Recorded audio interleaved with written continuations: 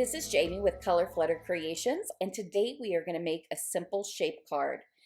I am not feeling very inspired, so my crafty mama said, let's make a shape card. I realized I've actually never made a shape card.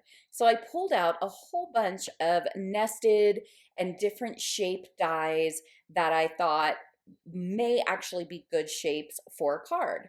You can see this one has like some little scalloped edges, and that would be good. A postage stitch would be good. Even this kind of larger label die could be good if I lined it up right on the fold, but I really wasn't quite sure, so I opted out of that one and moved on to some of my other ones. And I think the arch could be actually really cool, especially if you kind of did a little upside down. But in the end, I go with my Pink Fresh nested elongated oval die in the blanket stitch, which I love. I have my card base, which is already creased, and it's a landscape top fold there. Man, I love this blanket stitch. It is really a really cool little edging to have. If you don't have this die, I highly recommend it. So I decide to go with this die set. I take the largest die out of the nest and I am aligning that at the very top of the fold of my base. It's over the edge, as you can see there, because we don't want to cut that. We need that so our card can still have a hinge of opening and shutting. I'm making sure I'm putting plenty of scrapbook.com mint tape down so it stays aligned, and just grabbing my plate, I'm making sure again that that top edge of my die is not going to cut the edge of my top fold card here.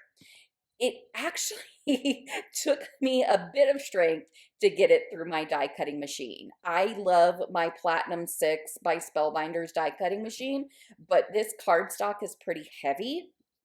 And because it's doubled up, it took a little bit of that effort. But nonetheless, I got it cut out. And you can see it's hinged. And now I want to take some other layers of the nested die set with that blanket stitch to put on top. So first, out of this purple cardstock, I am cutting the same size as what I just did because I want this to lay over the top of my actual card base. So I'm just running that through. It cuts out really beautifully. I do the same thing, but with a smaller shape of this mint kind of colored. I don't even know if it's really mint. I guess so. Hey, it's called mint tape and the cardstock matches that. So there we go. Mint colored cardstock in a smaller. I reduced the shape size down a couple because I wanted there to be real clear delineation between the purple and having a nice purple edge and the mint edge. And I actually cut another couple of the nested shapes out of the same colored cardstock because I'm going to be bringing that to the inside of my card. And you'll see how all of this really comes together. So here's my base and then how I'm going to layer everything together. The purple and then the mint, and that's going to be my card front. And then I'm going to take the smaller ones and put those, like I said, on the inside. That'll give me some good sentiment space, writing space, and it'll add a little extra oomph to my card. So I pull out my Barely Arts glue. It's still my go-to. I really do love this glue a lot. It works really well. It gives me just enough wiggle room. And this is a close-up of that blanket stitch. It is really a great little pattern. I like that. Check out Pink Fresh Studios and the blanket stitch dies that they have because they have quite a few. So I'm going to go ahead and take my Barely Arts glue, like I mentioned. I'm going to lay that on top of the front of my base. And I'm aligning it really to the bottom, but I'm making sure that the top edge actually goes over the fold of my card. So I'm kind of pulling it in close to me so I can kind of see that. And then once I turn it just a little bit, you'll be able to see that that edge really is hanging over the top. Now, I'm not putting anything on the back because I wouldn't want that little top piece of the front to actually end up hitting anything on the back. So it'll still be cut off if you were to look at the back of the card. The card base itself will still have that fold, but you're not seeing that from the front dimensional angle here. So I like that personally because it makes it really look just like it's an oval. Again, it's a shape, right? And we're making a shape card. So it's very simple. Anybody can do this. This is my first time doing it. So if I can do it, you can do it. I take my mint layering piece. As you can see, I went a few sizes down from the original one and I laid that on top. And because I was feeling so uninspired, I pulled from my stash. And these little bits are from the Hero Arts layering poinsettia. And then I have this cute, already embossed, cut out deer from the Winter Wishes by scrapbook.com. And then the sentiment I'm actually going to put on is from the Wonder and Delight set from scrapbook.com. So I pulled from stuff in my stash that I had already made. I'd already did the compartmental making a long time ago and wanted to pull these. The poinsettias that you see here, these little flowers and the berries, are actually from alcohol ink that I did on Yupo paper.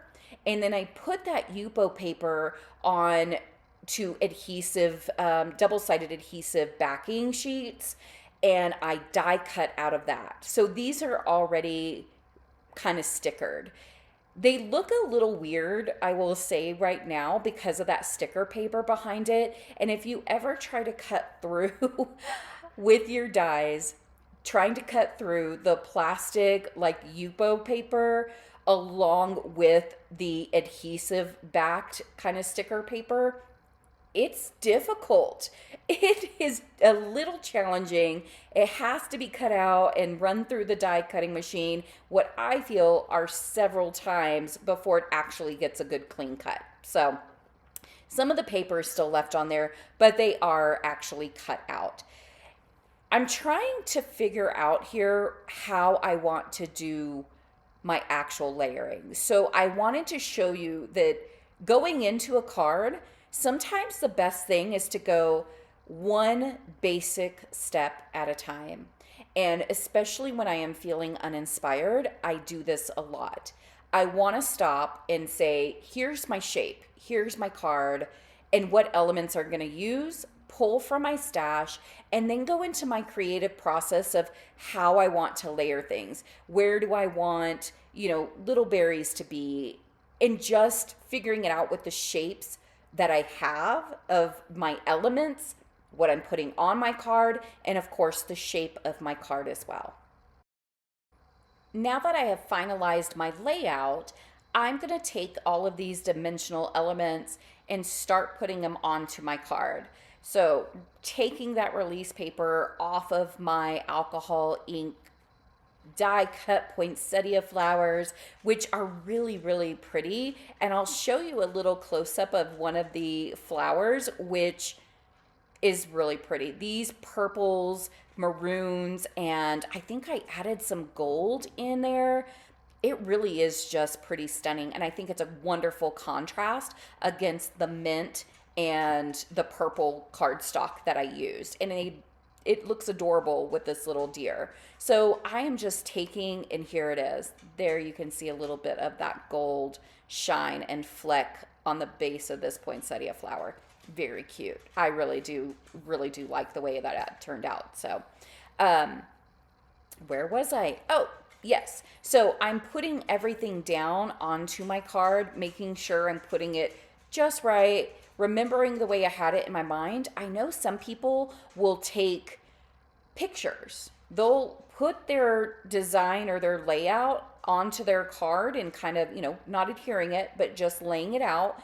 And then they'll take a picture and then reference the picture once they're getting to that point of actually gluing everything down or doing the release paper and putting the elements onto their card. So that is a really great way to try and remember what you did and had decided. The ruler I'm using is from Pear Blossom Press. It's the A2 Zero Center ruler. I really like that. And I like using a ruler to make sure my sentiment is aligned because, like I say in every video, I don't do much straight and nothing really straight. And I want to make sure that my sentiment at least is on there as non-crooked as possible. We have most of the card completed at this point. So everything is adhered down really well, and I think it looks really good. But I'm always going to add some extra dimension and extra bling. So I pull out my scrapbook.com little picker tool, and the sides I use the most, there's actually 4 different sides to this picker tool, but the ones I use the most are the wax tip to pick up my little beads and confetti and all of those fun little bits that we like to put on, and then the actual poking side, which helps me move my element around. So if I need to, push it a little more into the center, I can. I do not know what brand my little tray is, but it is a little curved at the bottom. So it was trying to spin on me. I had to hold it in order to be able to get my little dimensional piece onto my wax tip. But I think the gold in adding the little gold pearls or baubles, whatever they're called, to this are really what make this card pop. So I love the colors. I love the maroon with the gold in there, but adding the additional element of these gold pearls, to me, just, I love it. I think it looks absolutely wonderful. So that is how I finish out at least the front piece of my card. I noticed that one of the little berry elements that I have on my card just wasn't quite, I don't know, the way I wanted it to be. So I took out one of my Olo alcohol markers and decided to touch it up. I did lay just a piece of blank white copy paper down underneath it because, I did not actually glue that little piece down yet. And then that way I wasn't getting any of that alcohol marker onto my actual, card base itself or panel itself. So I wanted to make sure that I colored that little bit before I glued down the little berries. I'm then going to finish out my card adding a few more of these gold gems. So I finish out the center of the poinsettias, but I decide, I know we go in odds or in threes, but I don't know. I could have stopped at 3, but I felt I just wanted to add those extra 2 little ones above that sentiment. The space just looked a little blank. So that was it. I finished out the front of my card and I think it looks amazing. I then need to move on to finishing out the card entirely by taking those other pieces that we had cut out at the beginning that are just a bit smaller than even the front and putting those on the inside. I used my Barely Arts glue again to adhere the purple piece onto the back side of my card, as you can see, the back inside. And after throwing the mint piece, why my fumbly hands want to throw things around is beyond me.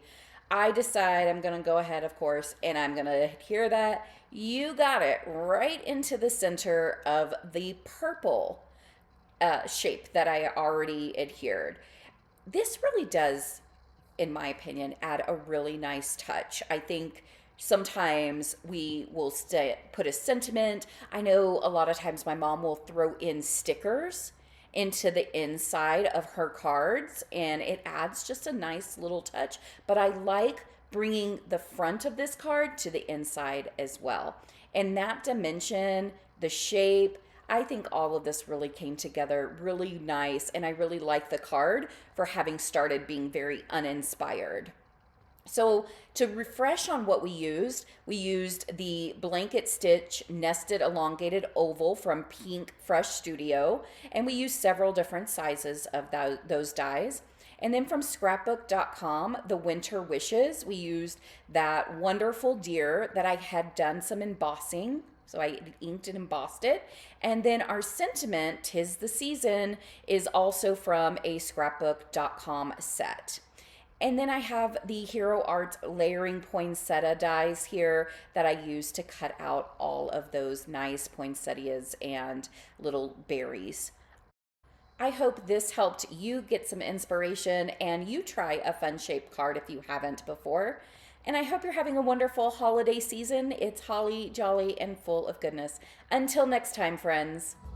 Thank you for supporting me by subscribing, liking, commenting, and sharing this video.